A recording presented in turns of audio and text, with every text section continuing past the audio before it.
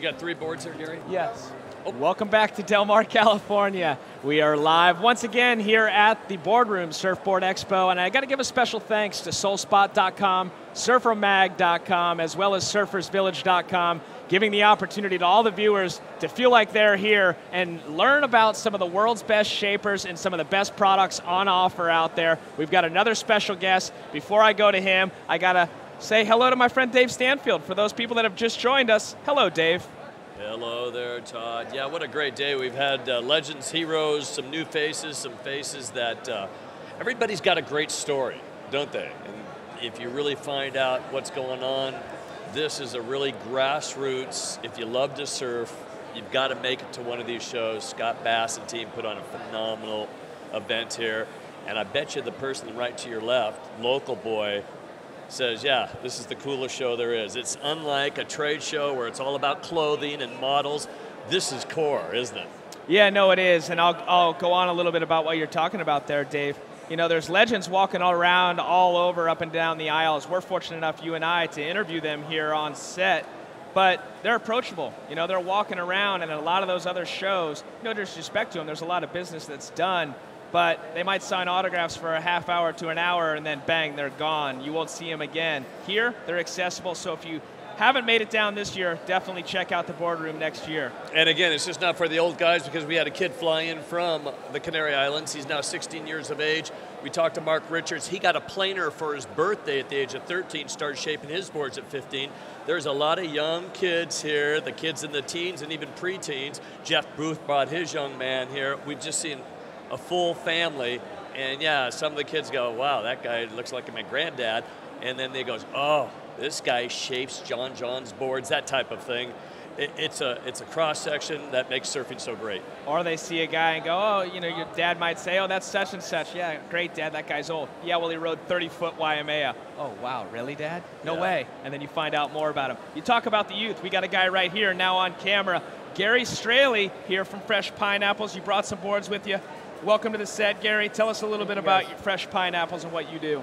Well, I've been working with Bill Shrosby of Fresh Pineapple Surfboard, who started the label in the early 70s, and it's originated here in Cardiff, California. We have our factory still in the same place on the hill, where quite a few other surfboard manufacturers make their boards. And basically, throughout the past 10 years, I've been working with Bill on some new designs, specifically shortboards, and just learning the trade of shaping surfboards. And I've really grown to found a deep respect for the trade, and I just absolutely love surfing, and it's just something that's natural for me.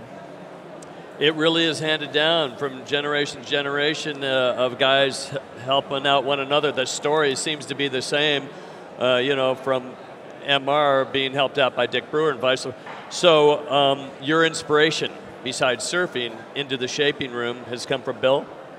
Quite a bit of inspiration has come from Bill. He invited me in and just showed me what shaping was all about, and I just got addicted, and I kept coming back to hang out with him more and more and more, and now here we are making boards together. So. What's so fresh about Fresh Pineapples, if you go back to the, obviously you're doing some real creative stuff right there that is so on top of it. If you go back to the history, it goes back to Butch Van Aertstelen. That's true. Right now we're working on several different designs and models. One of them happens to be the Butch Van Aertstelen surfboard. And Bill Shrosby is very good friends with the Van Aertstelen family, and they've given us the opportunity to make a board in his name and commemorate his life, and that's what we're doing. If you visit freshpineapples.com, you'll get all the info on that. And what type of a model is that as far as the board goes? It's just a traditional longboard style that Butch would ride, something that's versatile, that could drop into waves in La Jolla and ride the nose and just do some cool stuff. You know, when I look at this board right here, I think of you, and I think of a guy named, you might not know him, but Rush Randall. He loved to put straps on his board from Maui, underground charger, but he was the first one I've seen complete flips, and this is easily 15 years ago on a surfboard. You know about Rush? I've heard about Rush. I've never had the opportunity to meet him, but we're very eager to meet Rush, and would love to get some of these straps on his board, because these straps are basically a new product that we're bringing forward on a lot of our designs, And with the progression of surfing and the implementation of wave pools and things into the sport, we're taking a vision that is that of kind of snowboarding, you know, and where we see surfing going is to the air, and it's already in the air now, but we want to see it go even higher, and that's what this strap is geared for. It's taking aerial surfing to the next level and doing the maneuvers that you couldn't do without them, and that only a snowboarder could do, provided that they have straps. Really good, because when Russ was doing them, he was using straps off of his windsurf board. You know, he's part of the strap boys of the North Shore of Maui, but this looks like you could easily paddle on it, easily handle it. You could put your foot in or out, and you could obviously get inverted. Yep. Yeah, it's a pretty cool thing. It's a lot different, but it is user friendly, and it's actually somewhat safe too. It's not as dangerous as a lot of people would think that it is, and it's just most of all fun. You know, it's something different, something new to try. I've been surfing for 20 years, and I just love new feels and having a different feel every time I go out. I don't like doing the same thing over and over. Let's see if we can pull that shot back up of the tail. We'll talk a little bit about these straps. So Surf Air 360, is that separate from Fresh Pineapples? Yeah, we're here at the show with Surf Products International. And Surf Products International has Surf Air 360 straps, as well as another product, Rollerboards, that's for stand-up paddle. So sorry, looking at that tail, tell us if I go out and purchase one of these Surf Air 360s, what am I going to get in the package as far as the strap goes? Does it actually come with the traction, or is it just the strap, and how do I apply it? It's just the strap and the strap pads, what you see laminated to the board there on the tail. And basically, you sand your board down, and you just sand the little plastic pad, and you epoxy it to the board with the epoxy we provide in the package. And retail cost?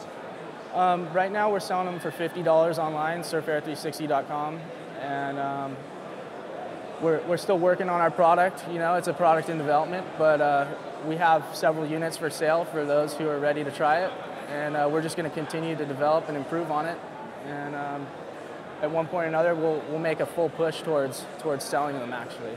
Nice. You brought a couple other boards too, right? Yes. Tell us about those. Well, some of these are some new designs that I'm working on with some new materials and also technology. Grab that one right now if you don't mind. Bring it on over. Let's look at it real quick.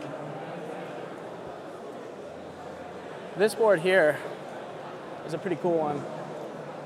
This is Boogie Board Foam, INT iFoam, and it actually has a single PVC plastic stringer in the center, and this foam is really soft. It's got a lot of flex, so with that being said, we have to add materials to stiffen it back up. And the advantage of using the foam is that it's a closed cell and it's waterproof. So if you ding it, it's not going to absorb water, and the board ends up having a much longer life than your traditional polyester surfboard. And what we've done here is we've implemented this vector net, and it's a skins material, which is a 1 ounce cloth and a net, this carbon fiber. What's the retail on this? This board we're selling for... Is this in production, or is this still proto? This is pretty much proto, but for a board like this, we're shooting for $700. Okay, and I want to know more. I want to find out more about Fresh Pineapples. Where do I go? FreshPineapples.com. FreshPineapples.com. You guys, you heard it right here from Gary Straley. Best of luck to you, my friend. Sounds like you guys got some pretty cool stuff, especially those straps. I look to see where those go as far as the innovation of surfing, taking our sport to the next level. Coming up, we got more action here live from Del Mar, California.